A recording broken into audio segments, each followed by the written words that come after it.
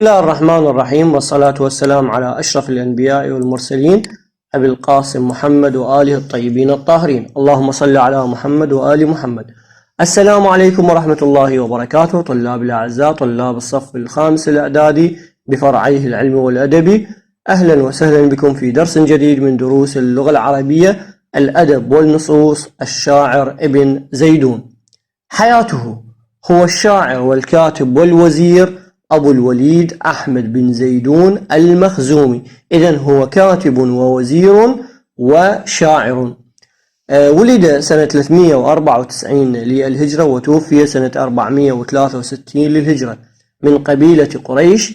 نشأ ابن زيدون في أسرة واسعة الثراء، يعني هو في بداية حياته ثري جدا، وكان محبا للأدب والشعر، ويعد ابن زيدون من أعلام قرطبة وأدبائها المعروفين، ومثلما برع في الشعر فقد برع في النثر أيضا، يعني هو شاعر وكاتب بارع جدا.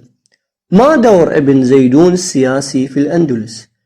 جواب: كان له دور سياسي في الأندلس فضلا عن دوره الأدبي، وقد تولى ابن زيدون هنا الدور السياسي الوزارة في عهد ابن الوليد بن جهور، إذن هو أحد الوزراء.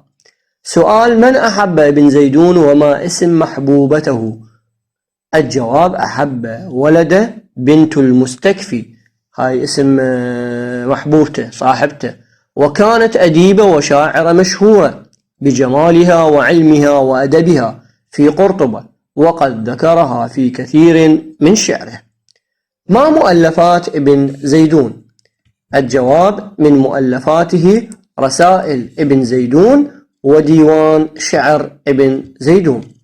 له قصيدة الحفظ منها 8 أبيات، يقول فيها، وهي من أجمل وأروع قصائده: أضحى التنائي بديلا من تدانينا، وناب عن طيب لقيانا تجافينا، ألا وقد حان صبح البين، صبحنا حين فقام بنا للحين ناعينا، أن الزمان الذي ما زال يضحكنا، أنسا بقربهم قد عاد يبكينا، غيظ العدا من تساقينا الهوى فدعوا، بأن نغص فقال الدهر آمينا، فانحل ما كان معقودا بأنفسنا، وأنبت ما كان موصولا بأيدينا، وقد نكون وما يخشى تفرقنا،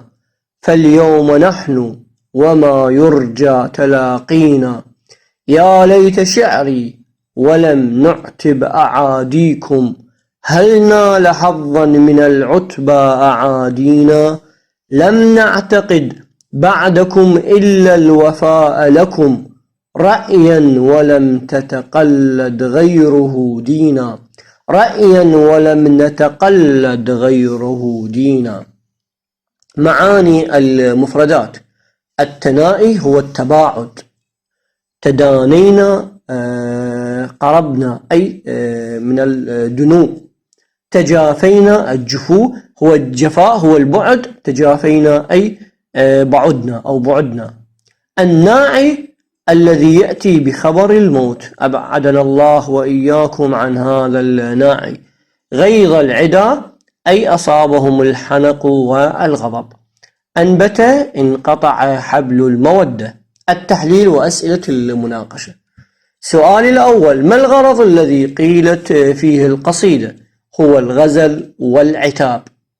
السؤال الثاني: هل أثرت ثقافة الشاعر في صياغة القصيدة أو قصيدته؟ نعم، تتميز قصيدته بالصياغات البلاغية والصور الشعرية التي عكست ثقافة الشاعر وقدرته على التعبير.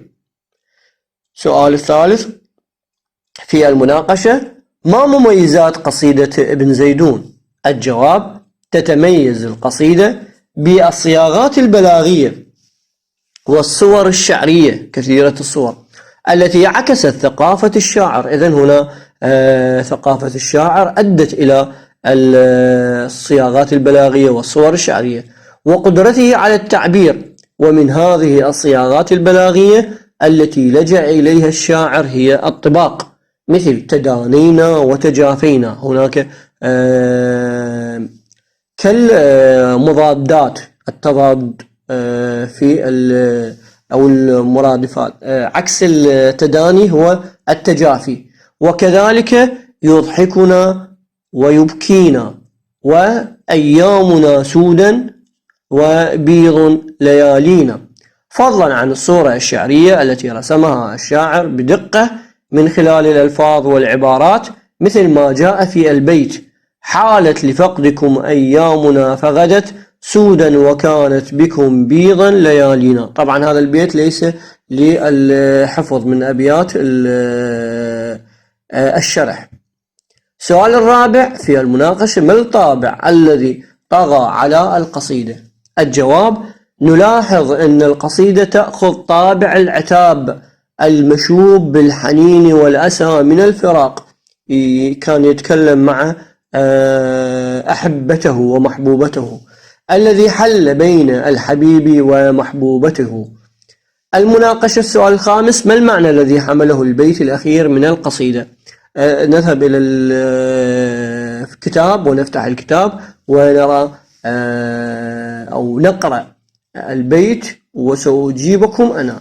الجواب: يمضي الشاعر بنقل مشاعر الحزن والألم والأسى، لكنه على الرغم من هذا الأسى فإنه باق على محبته لهم، فهو ليس كسواه من المحبين، وهذا ما يؤكده الشاعر في البيت الأخير من القصيدة. طلاب الحلوين، طلاب الأبطال، إلى هنا أنهيت درسي لهذا اليوم، والسلام عليكم ورحمة الله وبركاته.